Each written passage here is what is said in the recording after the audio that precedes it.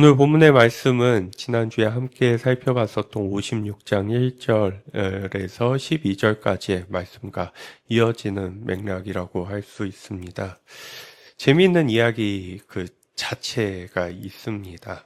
그냥 여러 관심사와 그 다음에 다양하게 섞여져 있는 청중들이다 할지라도 그 안에서 하나로 딱 모을 수 있는 이야기가 있는 반면에 우리가 함께 살펴보려고 하는 이 하나님 이야기는 하나님께 마음을 두고 뜻을 두지 않으면 잘 들어오거나 이해가 되거나 재밌다고 느껴지는 부분은 없습니다. 그래서 어떤 교회에 처음 오셨던 분들이 놀랬던 것은 아니 저렇게 재미없고 잘 들리지 않는 이야기를 저렇게 집중해서 눈을 번쩍 뜨고 들을 수 있을까라고 하는 이야기를 들려주신 적이 있습니다. 오늘의 말씀도 우리에게 있어서 막연히 글자를 읽고 좋은 느낌으로 다가온다면은 충분히 생각해 보고 받아들일 수 있는 말씀이겠지만 안타깝게도 이것은 조금 더 깊이 우리 자신을 성찰하고 들여다보면서 봐야 하는 말씀이라고 미리 전해드릴 수 있겠습니다. 지난주에서 하나님께서는 자격의 기준을 바꾸셨습니다.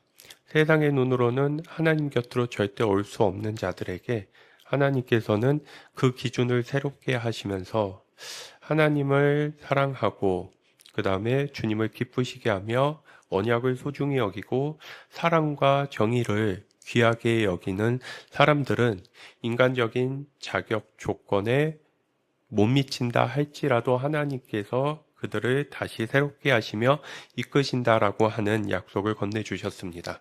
근데 이와는 반대로 세상의 눈으로 보면은 그 누구보다도 출중한 자격을 갖고 있다고 하는 사람들, 그 사람들은 도리어 인간적인 조건은 온전히 갖추고 있다 할지라도 정작 하나님의 기준에 이르지 못했기에 하나님께서는 그들을 환영하거나 옳다고 말하시지 않는 것을 살펴보았습니다. 그러한 자들을 대표해서 이제 지난주에는 지도자들의 실책과 온전하지 못한 모습들을 통해서 출중한 자격 조건과는 반대로 너무나도 형편없었던 그들의 지도력과 삶을 얘기했다면 그 지도력의 실패가 또한 당시에 하나님을 믿는 사람들에게 있어서 어떠한 처참한 결과를 낳았는지를 오늘 57장 1절부터 13절까지의 말씀을 통해서 들려주고 계십니다. 우선 1절부터 보시면은 이렇게 나와 있습니다. 의인이 망해도 그것을 마음에 두는 자가 없고 경건한 사람이 이 세상을 떠나도 그 뜻을 깨닫는 자가 없다고 합니다. 건강한 공동체, 건강한 사회는 어떠한 사람들이 대접받을까요? 오늘 본문에 나와 있는 것처럼 의인이라고 할 수 있는 자, 자신에게 맡겨진 역할을 충실히 감당하며 하나님께서 주신 선하신 뜻을 이 땅 가운데서 이루려고 하는 사람들이 존중받고 기억되며 대접받는 그러한 곳일 것입니다. 그런데 망가지고 무너진 그 당시의 사회와 공동체 안에서는 건강하고 진실된 삶을 살아가는 사람들을 보면서 야, 어렵더라도 우리가 정말 저렇게 살아야지. 우리가 힘들더라도 사람이 저런 모습을 가지면서 살아야 돼 라고 하는 모습들을 본받고서 따르려고 하는 사람들이 없었다는 것입니다. 그러니 어떻게 저 사람이 저러한 일을 하다가 저런 일들을 겪을 수 있을지에 대해서 깊이 있게 고민하고 성찰하면서 할 수만 있다면 진짜 우리도 저렇게 살아야 돼. 자기 자녀에게도 그러한 삶을 제시하겠죠.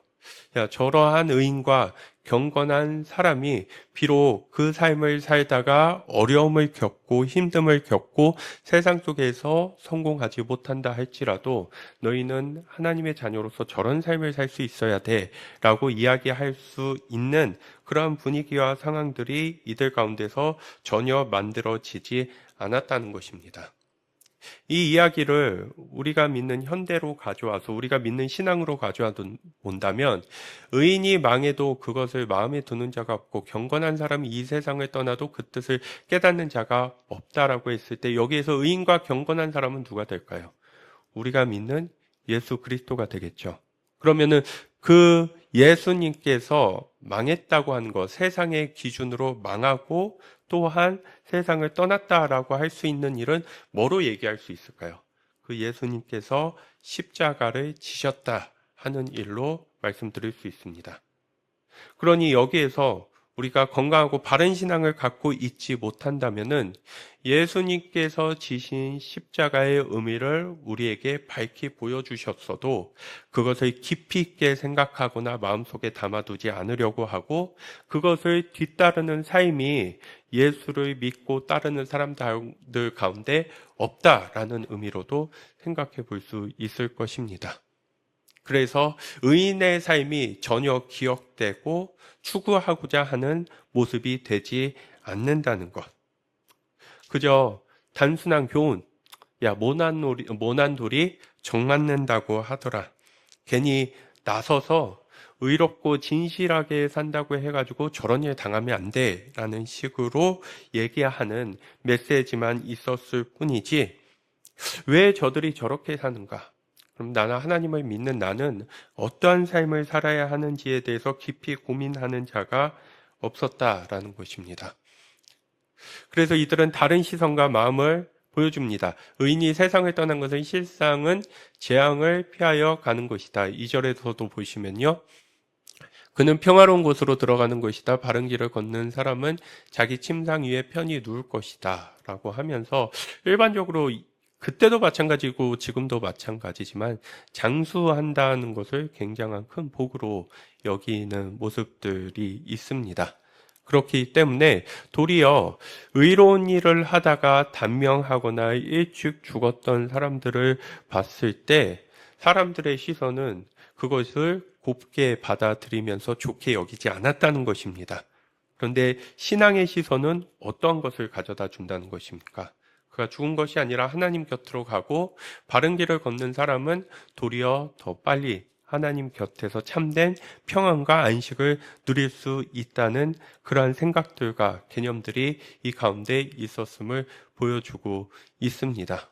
그렇기 때문에 좋은 일들과 의로운 일들을 두려워하지 않는 모습들이 원래는 건강한 신앙 속에 생겨야 됐습니다.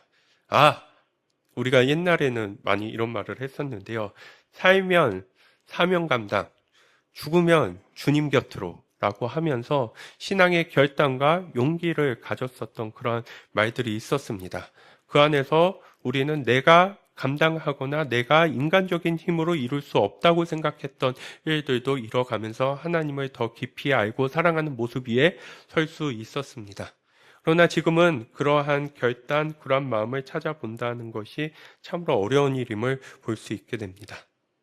이렇게 변질돼 버리고 점점 그 생명력을 잃어버리는 사회를 들여다보면서 하나님께서는 이 모습들을 가리켜서 이 모습이 불러오는 결과 또한 원인이 될 수 있는 일로 다른 신을 섬기는 일에 대해서 얘기해 주고 계십니다. 다른 신을 섬기는 그 일에 대해서 하나님께서는 5절하고 8절에 나와 있는데요. 간음, 음행이라고 하는 행위로 비유하십니다. 하나님은 하나님 자녀와의 맺은 언약과 신실한 관계를 뭐로도 비유하시면서 말씀하셨냐면은 신성한 결혼 서약과 비유하면서도 말씀하셨습니다. 그런데 이들의 음행을 지적한다라고 하는 것은 실제적으로 하나님의 기준에서 옳지 못한 성적인 관계가 있었음은 물론이거니와 그것을 통해서 말씀하시고 싶으셨던 것은 이들과 하나님 사이의 관계가 겉으로는 그럴듯해 보였지만 속으로는 전혀 충실하지 않았고 신실하지 않았음을 지적해 주는 그 모습들을 5절과 8절의 말씀을 통해서 확인해 볼 수 있습니다. 또한 이들에게 있어서 이러한 일들을 하는 모습들을 지적하는 것과 함께 충격적인 일을 또 하나 이들이 자행하는데요. 뭐를 하냐면요. 하나님께서는 본래 사람을 바쳐서 드리는 인신 제사를 받지 않으십니다.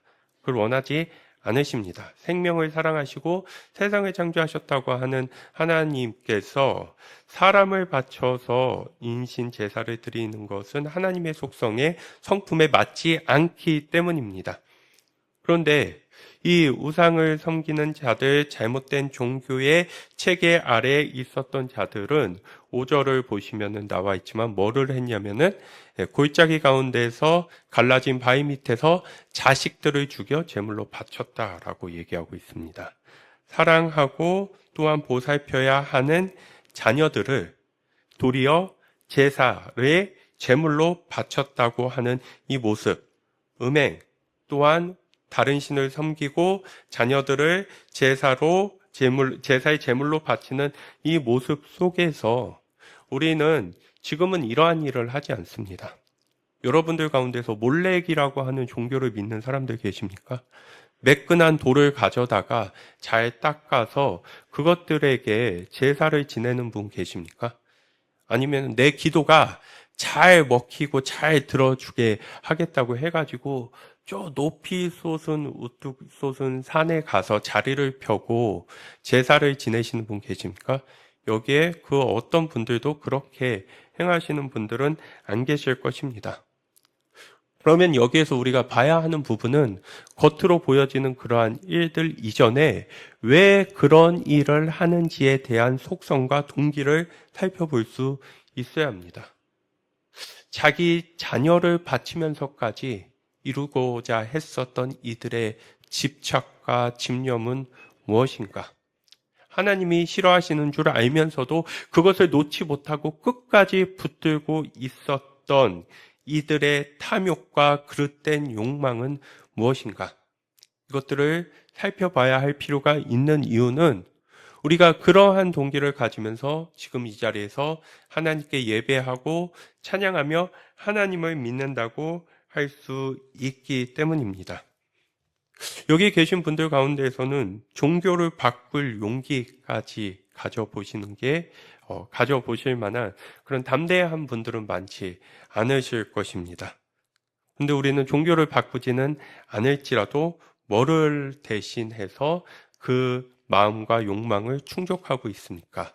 내 입맛에 맞는 하나님을 찾아서 내가 받아들일 수 있는 하나님의 모습만 내가 갖추고 구비하면서 하나님을 모시려는 일은 하나님의 이름 안에서 오히려 더 빈번하게 자행되는 일이 될 수 있다는 것입니다.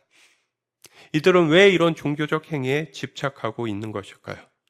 뭔가를 드리고 행하려고 하는 이들의 모습을 통해서 생각해 봅니다. 그 행위에 뭐를 담고 있는지를 보니까요.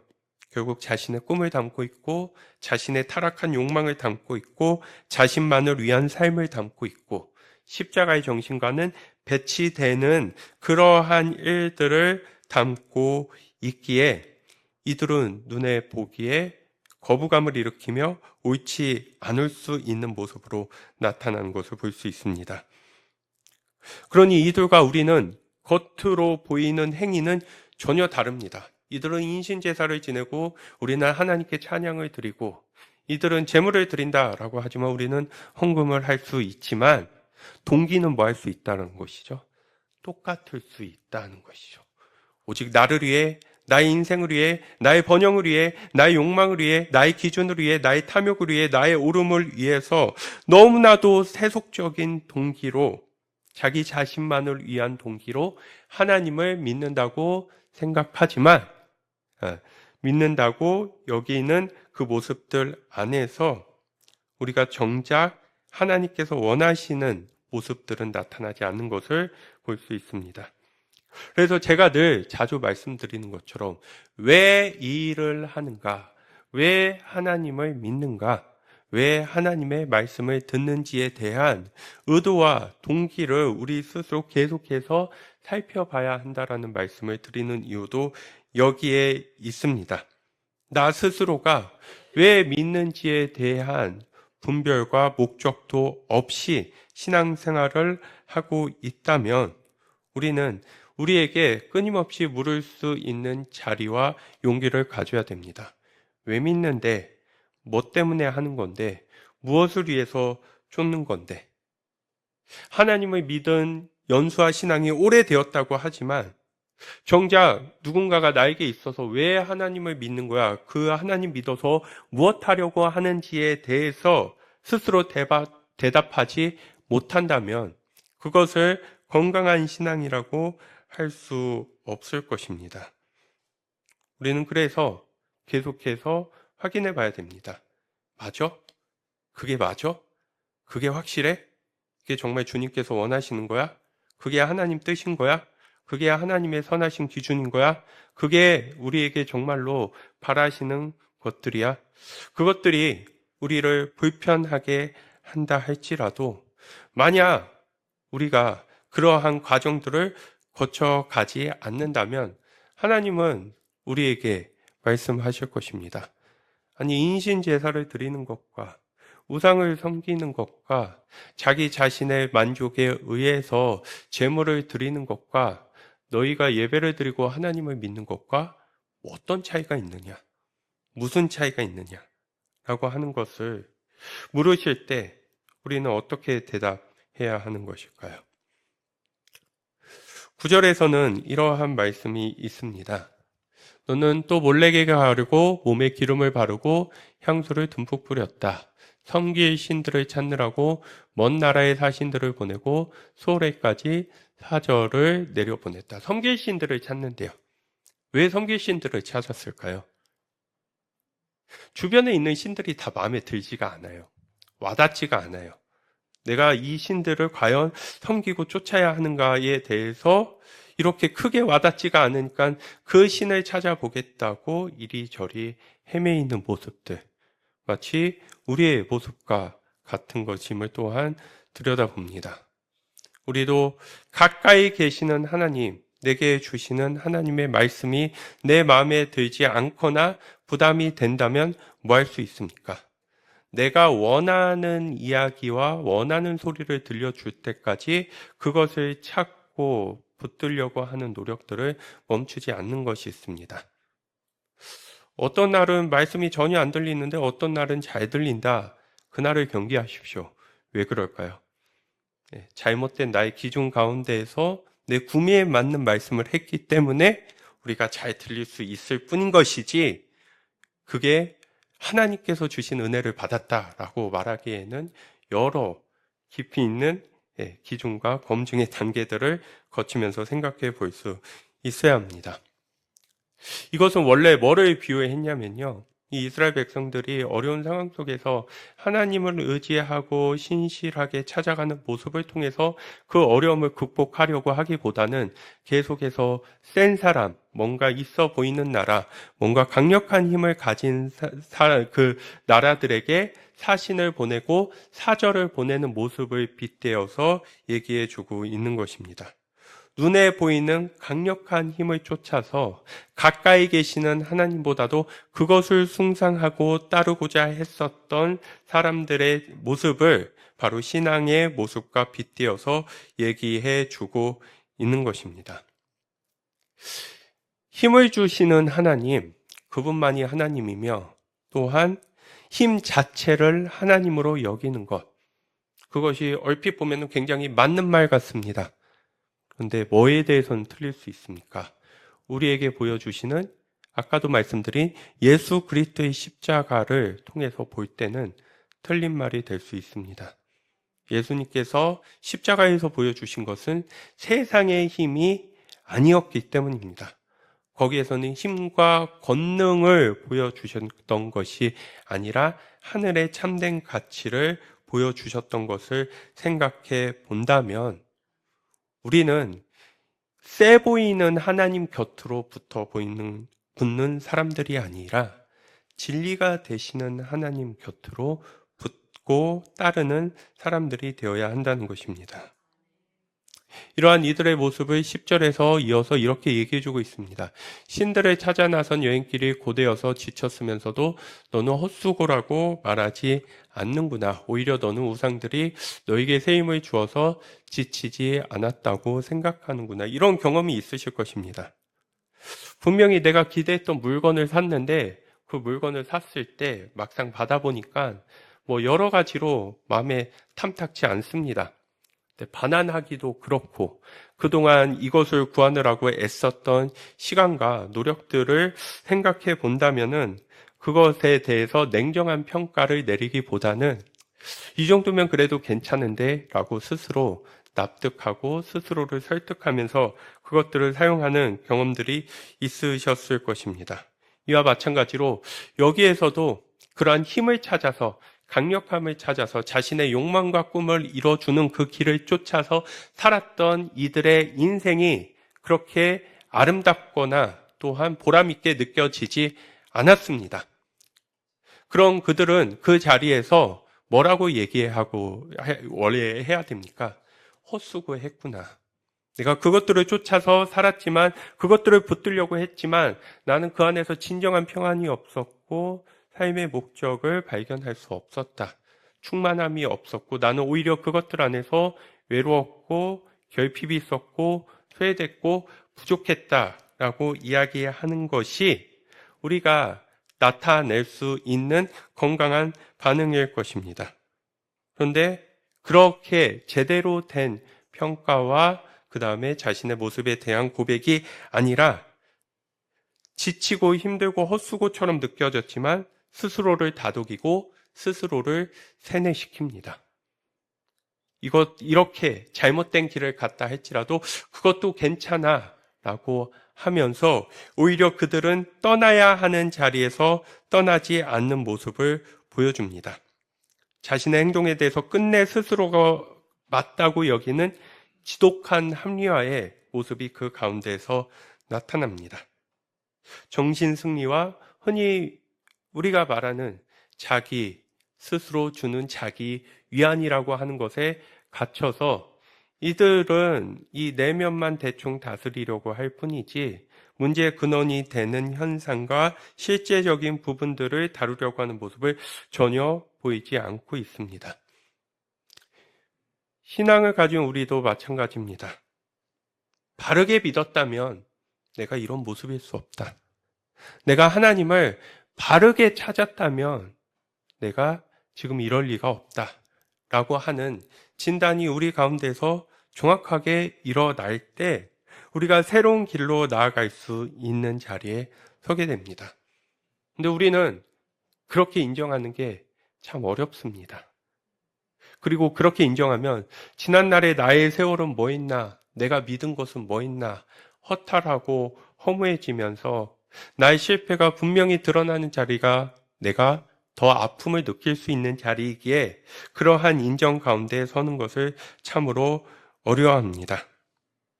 그래서 마치 오늘 본문에 나와 있는 것처럼 너는 우상들이 너에게 새 힘을 주어서 지치지 않았다고 생각하는구나 라는 것을 로서 자신의 행동의 정당성을 부여하려고 하는 것처럼 내가 나를 위해서 산다고 했었던 여러 삶들이 신기루와 허상이었구나 라고 하는 것을 우리 스스로가 고백하면서 열심히 산다고는 살았는데 잘못 살았던 것 같네요 라고 하는 진실한 고백이 있었을 때 우리가 이전과는 다른 현재와 미래를 만드는 자리에 설 수 있다고 말씀드릴 수 있습니다. 참 어렵죠? 내 뜻대로 한다고 했는데 되지 않았습니다. 나는 최선을 다해서 한다고 했는데 발견하지 못했습니다. 그래서 나는 내 스스로 선택하고 맞다는 길에서 외롭고 힘듭니다. 지칩니다. 이것을 고백할 수 있다는 것 참으로 쉽지 않은 일입니다. 다시 시작해야 한다라고 하는 두려움은 그 어떤 두려움보다도 클 수 있습니다. 그런데 건강한 신앙, 하나님과의 바른 관계는 무엇할 수 있게 만든다는 것입니까?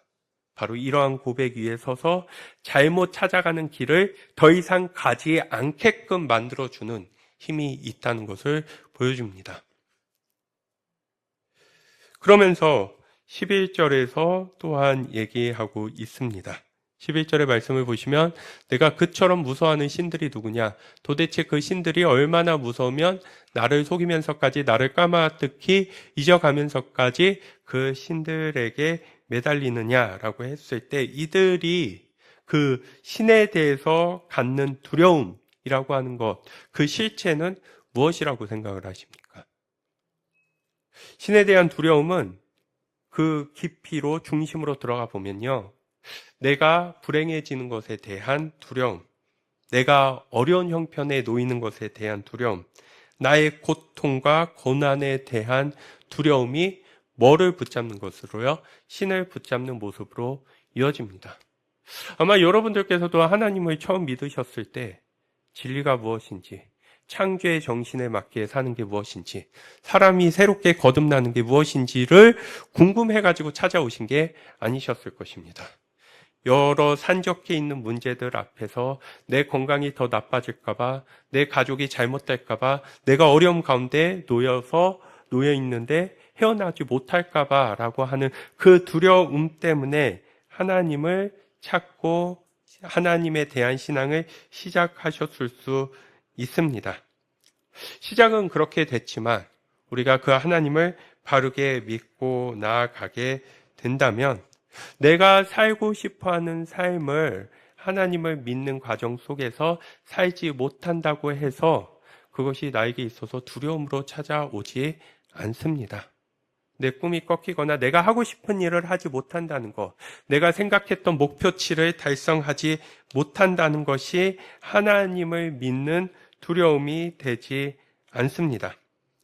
나를 지키기 위해서 이러한 근원적 두려움을 해소하기 위해서 갖게 된 신앙은 결국에는 그리스도의 진리 앞에 부딪혀서 더 나아가지 못합니다. 우리가 이러한 동기로 하나님을 믿는다면 끝내 뭐를 우리가 찾을 수 없으니까 십자가의 의미를 찾을 수 없습니다. 사람이 두려운 상황이 되면은 신앙이 떨어지고 원위치가 되더라. 이렇게 된다면요. 하나님은 계속 뭐를 하셔야죠? 공포를 조장하시고 여러분들을 협박하시고 여러분들에게 안 되는 일들만을 허락하시면서 하나님 곁에 붙여놓는 게 이게 무슨 호러 영화에 나올 만한 부적절한 관계입니까? 하나님 그러한 분으로서 우리 가운데 계시는 것이 아닙니다. 근데 이방신들을 지금 어떻게 하고 있죠? 우상들을 그 두려움 때문에 붙들고 있다고 하는 이 신앙의 모습 속에서 처음 시작은 그렇게 됐지만 여전히 하나님에 대해서 더 깊어지지 못한 관계로 인하여서 아직도 내가 하나님 곁에 있는 것이 어떤 일을 당할까봐, 내가 힘들까봐, 어려울까봐 하나님을 붙들고 있다면 그분의 신앙은 참 불행한 신앙입니다. 거기에는 어떤 기쁨과 감사도 찾기 어려울 것이고 여러 부득이함과 불만과 불신이 쌓일 수밖에 없는 모습일 것입니다. 실제로 하나님은 전혀 그 반대입니다. 두려움을 극복하게 해주시며 우리를 강하게 만들어 주십니다. 내가 원치 않는 상황 속에 놓여 있다 할지라도 하나님 안에서 두려움을 극복한 자들은 그렇게 쉽게 쓰러지거나 망가지지 않는다는 것을 보여줍니다.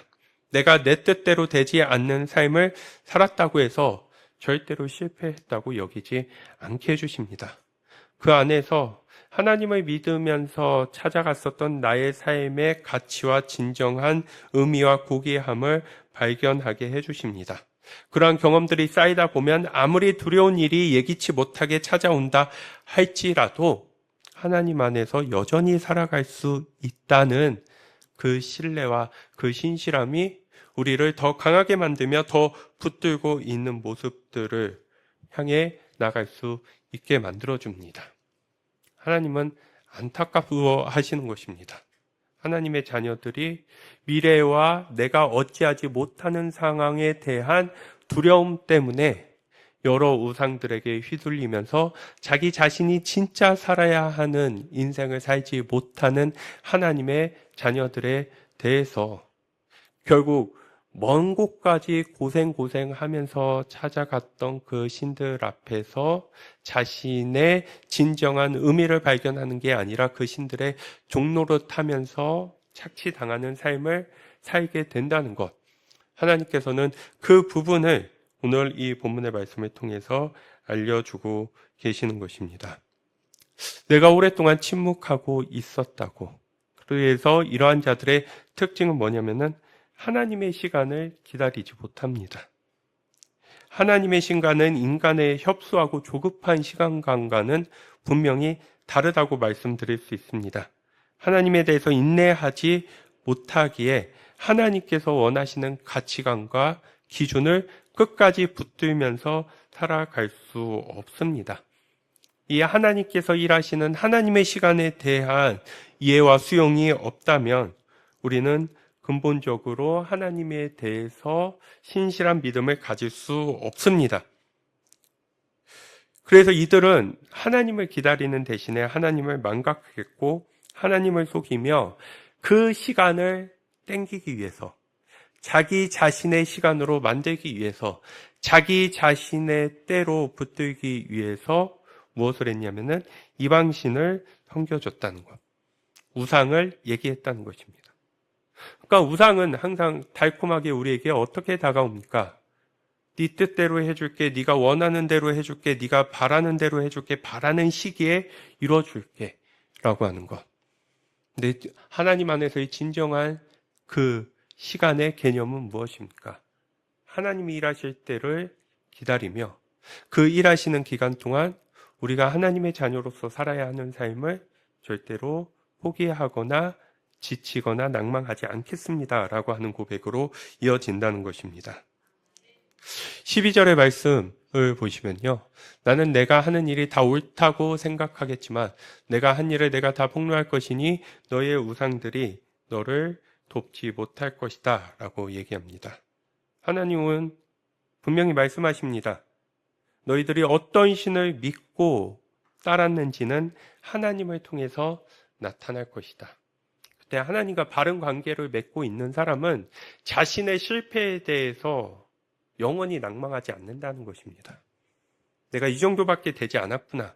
그런데 그것은 나를 책망하고 나에게 부끄러움을 주기 위해서 하나님께서 그러한 일들을 밝히시는 것이 아니라 남은 인생을 낭비하지 않고 나에게 갖춘 내가 가지고 있는 가능성을 새롭게 하기 위해서 그 가능성을 더 이상 낭비하지 않도록 하기 위해서 지금에라도 내가 우상을 섬겼는지 하나님을 섬겼는지를 깨닫고 알게 하시면서 새로운 길로 나아가게 하시는 하나님에 대해서 감사할 수 있는 마음과 자리로 서게 된다는 것입니다. 우리의 신앙의 결과가 삶을 사는 동안 곳곳에서 보일 것입니다.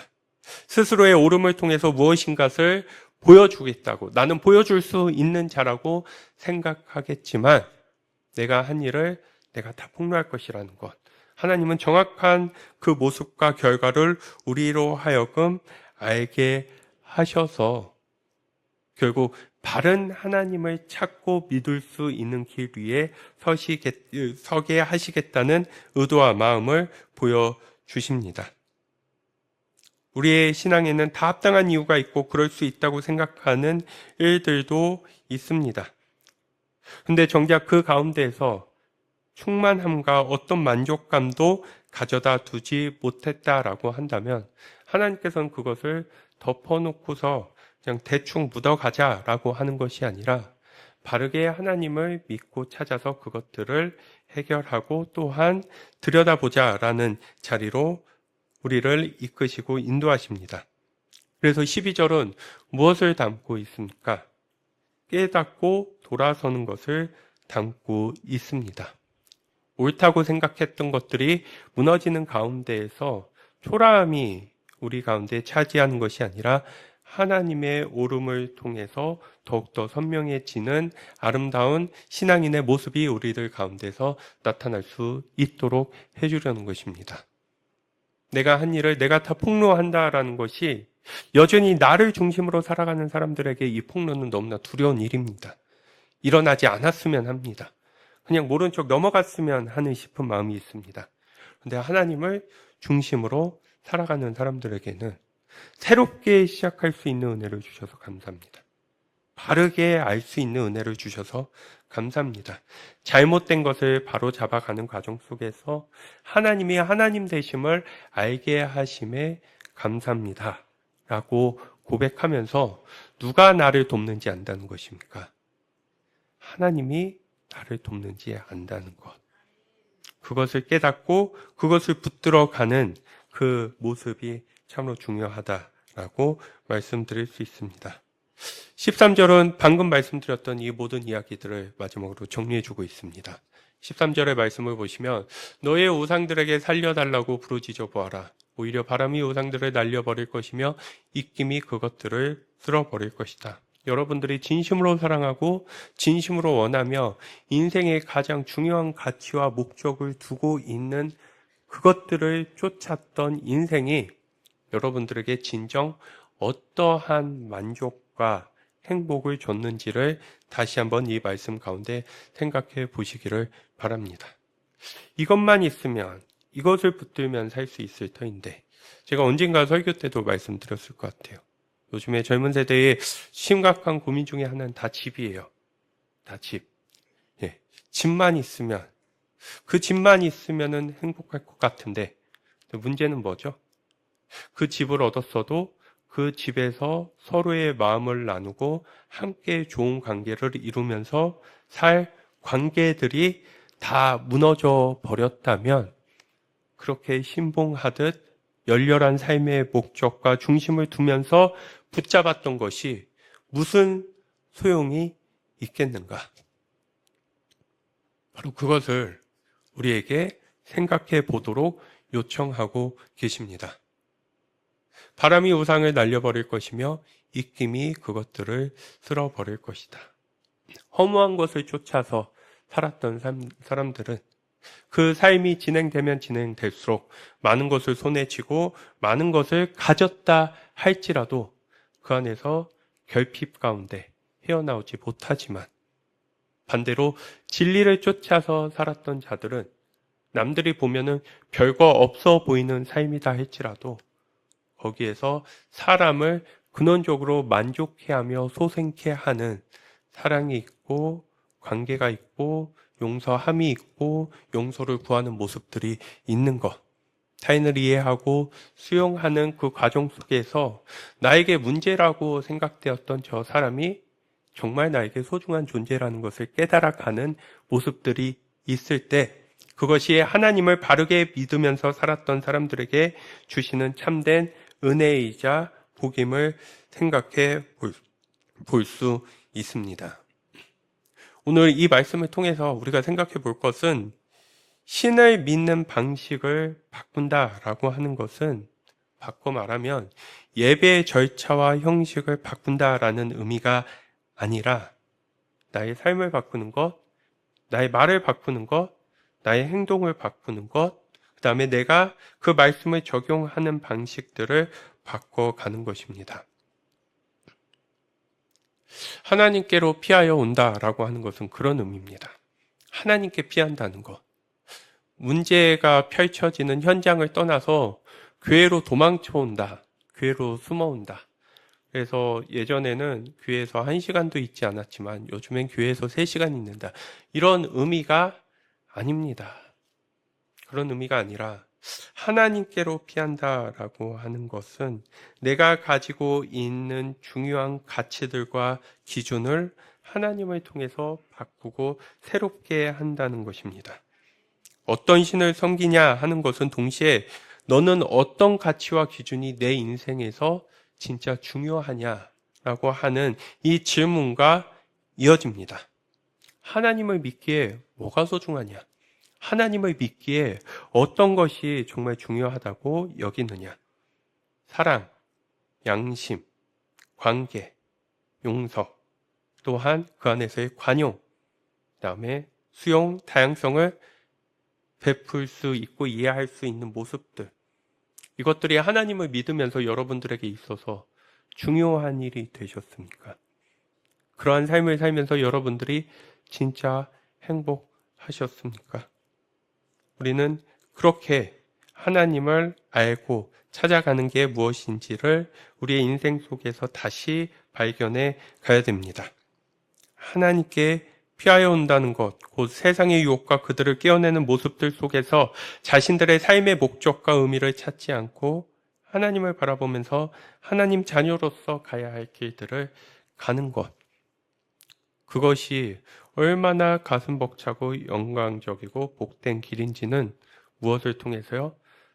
내가 진짜 사랑해야 하는 사람들과의 관계의 회복을 통해서 이뤄갈 수 있는 일임을 또한 생각해 볼 수 있습니다.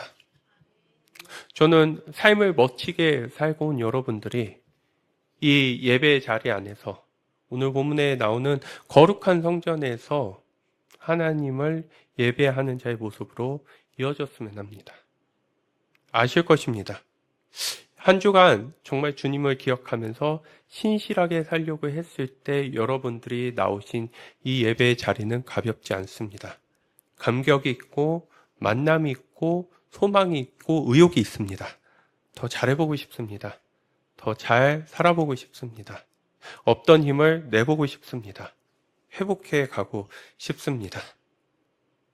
그것이 이 자리에서 마음먹고 이 시간 조이지 않아야 된다라고 하면서 허벅지를 꼬집어서 되는 일이 아니라 조이지 않아야 된다는 게 아니라 조이지 않을 수 있는 방법이 있습니다.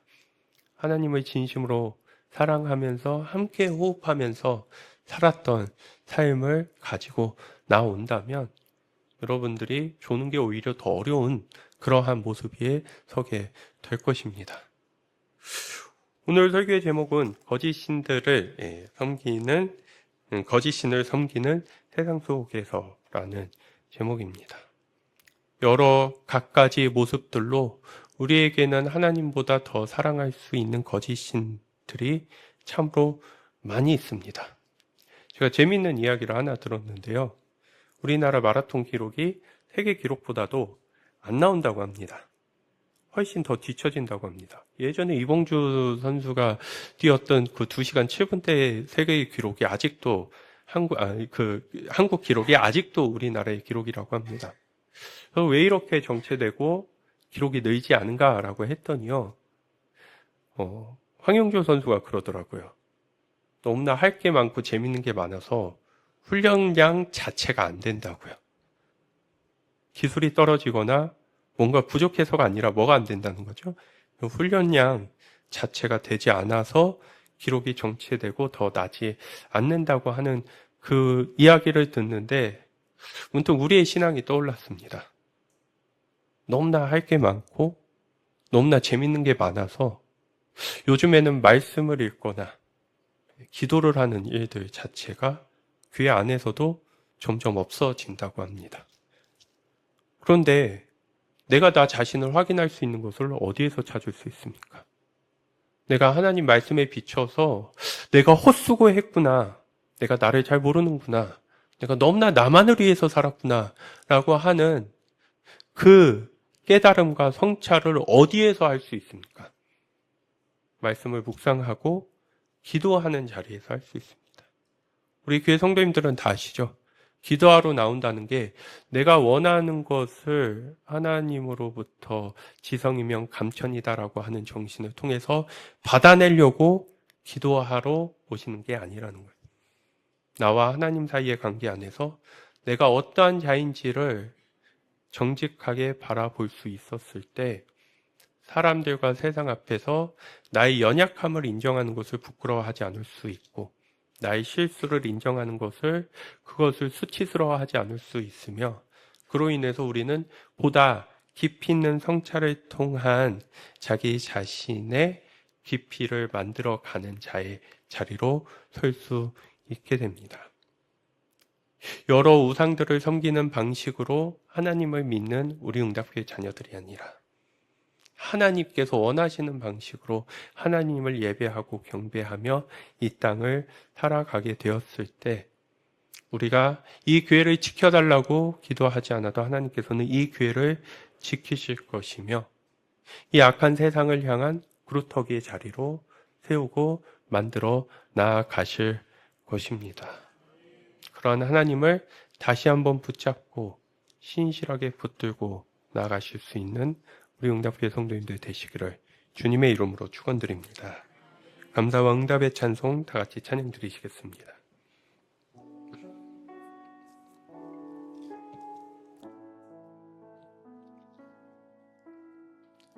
내 백성이 나를 떠나 돌아섰지